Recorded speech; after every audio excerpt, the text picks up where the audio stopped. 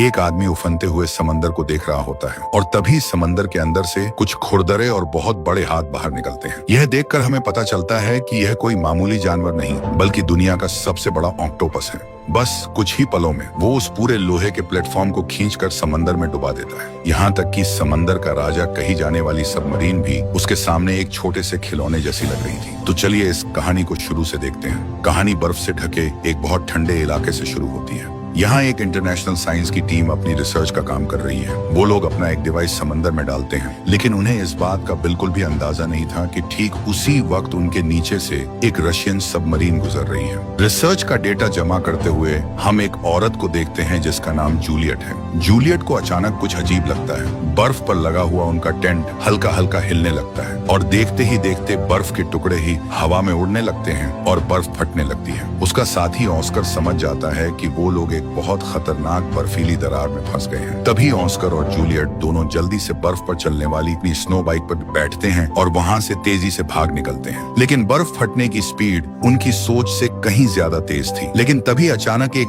तेज झटके की वजह से वो दोनों बाइक से नीचे गिर जाते हैं। इसके बाद जब वो दोनों संभल कर वापस उस जगह की तरफ देखते हैं तो पता चलता है कि उनका पूरा कैंप टूटी हुई बर्फ के साथ समंदर में डूब चुका है। और सिर्फ इतना ही नहीं, पानी के नीचे मौजूद उस सबमरीन के साथ भी एक बहुत बड़ा हादसा हो गया था। सबसे पहले तो उनके ऊपर बहुत सारी टूटी हुई बर्फ गिरती है और फिर सबमरीन की सारी मशीनें खतरे का अलार्म बजाने लगती हैं। ऐसा लग रहा था जैसे सबमरीन किसी चीज में बुरी तरह फंस गई है। उन्हें उम्मीद थी कि उनकी नेवी जल्द ही उन्हें बचाने आ जाएगी। वहीं दूसरी तरफ जूलियट और ऑस्कर किसी तरह अपनी जान बचा तो लेते हैं, लेकिन अब उनके बचने की उम्मीद लगभग खत्म हो चुकी थी। उन्होंने पूरा एक दिन उस भयानक बर्फीले तूफान में बिताया। उनके पास खाने के लिए कुछ भी नहीं था और उनके सैटेलाइट फोन में भी कोई सिग्नल नहीं आ रहा था। चलते चलते वो दोनों समंदर के पास एक ऊंची चट्टान तक पहुंचते हैं, जहां से वो एक ड्रिलिंग प्लेटफॉर्म से कांटेक्ट करने में कामयाब हो जाते हैं। लेकिन भारी बर्फीले तूफान की वजह से वो प्लेटफॉर्म उनकी मदद के लिए कोई भी रेस्क्यू टीम नहीं भेज पाता। जब वो दोनों पूरी तरह से हार मान चुके थे,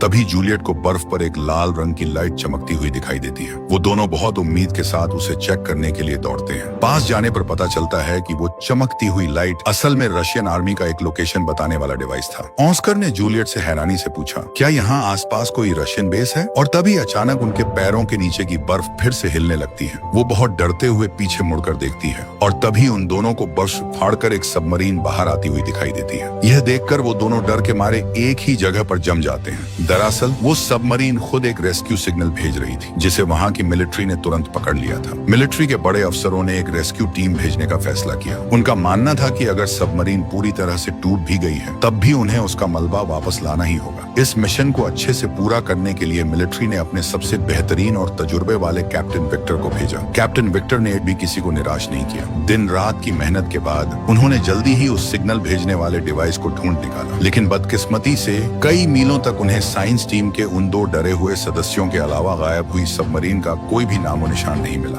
विक्टर ने थोड़ा सोचा और फिर उन दोनों को अपनी सबमरीन में ले जाने का फैसला किया, क्योंकि अगर वो उन्हें वहाँ बर्फ में छोड़ देते तो 2 दिन के अंदर ही वो दोनों उस जमा देने वाली ठंड में मर जाते। इसके अलावा विक्टर का ऐसा करने के पीछे एक और भी कारण था। वो उस गायब हुई सबमरीन के बारे में ज्यादा से ज्यादा जानकारी निकालना चाहता था, लेकिन जूलियट को इस बारे में बहुत कम बातें पता थी। असल में वो एक रशियन मिलिट्री की सबमरीन थी। टाइम के हिसाब से देखा जाए तो उस सबमरीन का अचानक गायब होना जरूर उस बर्फीली दरार से जुड़ा हुआ था। शुरुआत में जूलियट को लगा था कि वो दरार समंदर में आए किसी भूकंप की वजह से बनी है, लेकिन अब ऐसा होना नामुमकिन लग रहा था, क्योंकि उनकी मशीनों ने धरती के अंदर होने वाली किसी भी हलचल को रिकॉर्ड नहीं किया था। जूलियट बार बार इसी बारे में सोचने लगी कि आखिर इतनी मोटी बर्फ टूटी कैसे। जूलियट ने अंदाजा लगाते हुए कहा, इतनी बड़ी हलचल कोई मामूली बात नहीं है। यह सिर्फ समंदर का कोई बहुत बड़ा जानवर ही कर सकता है। यह सुनकर विक्टर को अचानक कुछ समय पहले हुई एक अजीब घटना याद आ जाती है। जब वो लोग इस ठंडे इलाके के करीब पहुंचने वाले थे, तभी उनके एक आदमी ने मशीन में एक अजीब सा सिग्नल पकड़ा था। उन पुराने और तजुर्बे वाले सैनिकों ने जल्दी ही पता लगा लिया था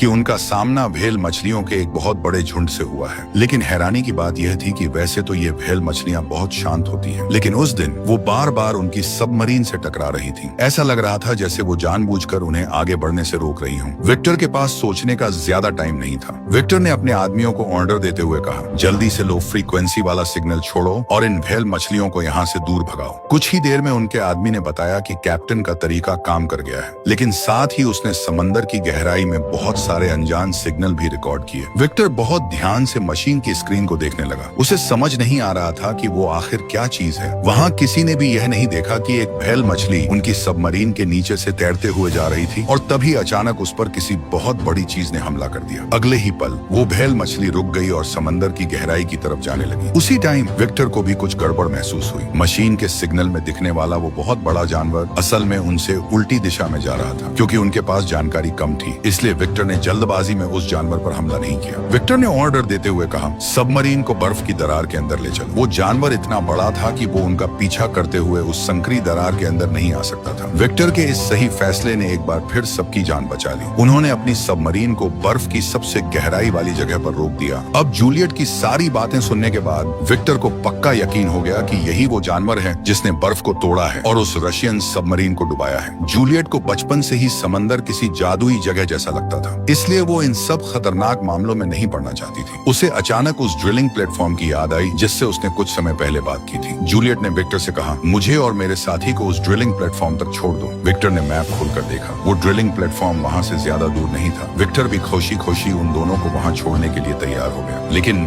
रास्ते में उनकी मशीन ने फिर से एक अजीब सा सिग्नल पकड़ा। विक्टर को कुछ बहुत बुरा होने का एहसास हुआ। बदकिस्मती से वो समंदर की मिट्टी में चलने वाले उस मॉन्स्टर को नहीं देख पा रहे थे। जैसे ही वो ड्रिलिंग प्लेटफॉर्म के पास पहुंचने वाले थे, विक्टर वहां के इंचार्ज से कांटेक्ट करने ही वाला था, लेकिन तभी अचानक समंदर में एक बहुत बड़ी लहर उठी। पानी के अंदर से एक बहुत बड़ा जानवर बाहर आता हुआ दिखाई दिया। उसने पल भर में उस पूरे लोहे के प्लेटफॉर्म को ऊपर उठाया और उसे पूरी तरह से उल्टा कर दिया। विक्टर, जो समंदर की गहराई में ज्यादा दूर नहीं था, उसने आखिर अपनी दूरबीन से उस मॉन्स्टर को देख ही लिया। प्लेटफॉर्म पर हमला करने वाला वो जानवर कोई और नहीं बल्कि एक बहुत बड़ा ऑक्टोपस था। जब तक वो प्लेटफॉर्म पूरी तरह समंदर में डूब नहीं गया, तब तक सबमरीन में बैठे लोगों को समझ आ गया था कि उन्हें अब जल्दी से पीछे हटना होगा, लेकिन अभी भी वो लोग काफी धीरे काम कर रहे थे। विक्टर ने तुरंत ऑर्डर देते हुए कहा, जल्दी से उस पर 2 मिसाइलें छोड़ो। उस ऑक्टोपस का शरीर इतना बड़ा था कि उन्हें निशाना लगाने की जरूरत ही नहीं पड़ी, लेकिन 2 जोरदार धमाकों के बाद भी वो ऑक्टोपस मॉन्स्टर जिंदा था। विक्टर को मजबूर होकर फिर से 2 मिसाइलें छोड़नी पड़ी। इस बार सभी को समझ आ गया था कि उनके आम बम उस ऑक्टोपस का कुछ नहीं बिगाड़ सकते। अब वो ऑक्टोपस मॉन्स्टर उन पर बहुत बड़ा हमला करने वाला था। पानी में उनकी सबमरीन एक पतली सी लकड़ी जैसी लग रही थी।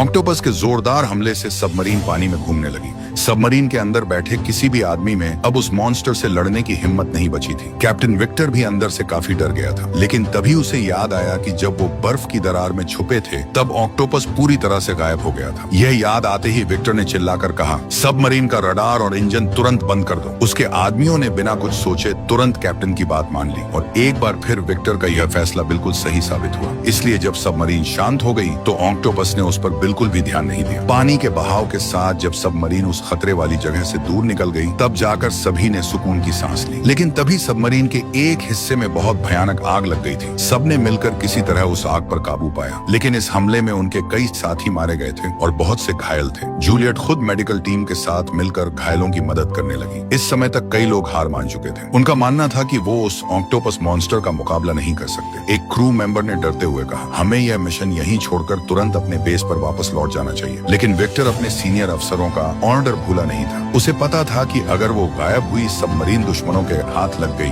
तो इसका अंजाम बहुत बुरा होगा। आखिर में विक्टर ने अपने आदमियों से कहा, हम अगले 3 दिन तक उस सबमरीन को ढूंढेंगे। उसके बाद चाहे जो भी हो, हम तुरंत अपने बेस पर वापस लौट जाएंगे। अगले 2 दिनों तक विक्टर की सबमरीन ने समंदर की गहराई में हर एक जगह को छान मारा। हालांकि उन्हें वो गायब सबमरीन नहीं मिली, लेकिन उनकी किस्मत अच्छी थी कि उन्हें दोबारा वो ऑक्टोपस मॉन्स्टर भी नहीं दिखा। फिर तीसरे दिन उन्हें गलती से समंदर के अंदर एक बहुत गहरी खाई मिल जाती है। उनकी सबमरीन पहले ही अपनी हद तक नीचे जा चुकी थी। अगर उन्हें और गहराई में जाना था तो उन्हें एक खास तरह की छोटी सबमरीन का इस्तेमाल करना पड़ता। विक्टर जानता था कि आसपास सिर्फ यही एक खाई बची है जहां उन्होंने तलाश नहीं की है। बहुत मुमकिन था कि वो गायब सबमरीन उसी खाई के अंदर हो। इसलिए विक्टर ने अपने कुछ साथियों के साथ उस छोटी सबमरीन में जाने का फैसला किया। विक्टर ने अपनी टीम को लीड किया और वो धीरे धीरे उस गहरी खाई की तरफ जाने लगे। अंदर का नजारा देखकर सभी लोग हैरान रह गए। किस्मत से उन्हें समंदर के नीचे का हिस्सा साफ साफ दिखाई दे रहा था। फिर उन्होंने देखा कि पानी के अंदर बहुत सारे टूटे हुए जहाजों का मलबा पड़ा हुआ है। वो जगह किसी बहुत बड़े कब्रिस्तान जैसी लग रही थी। टीम के सभी लोग अपनी आंखें फाड़ फाड़ कर देख रहे थे। वो किसी भी छोटी सी चीज को छोड़ना नहीं चाहते थे और आखिर में उन्हें उस गहरी खाई के अंदर वो गायब हुई सबमरीन मिल ही गई। लेकिन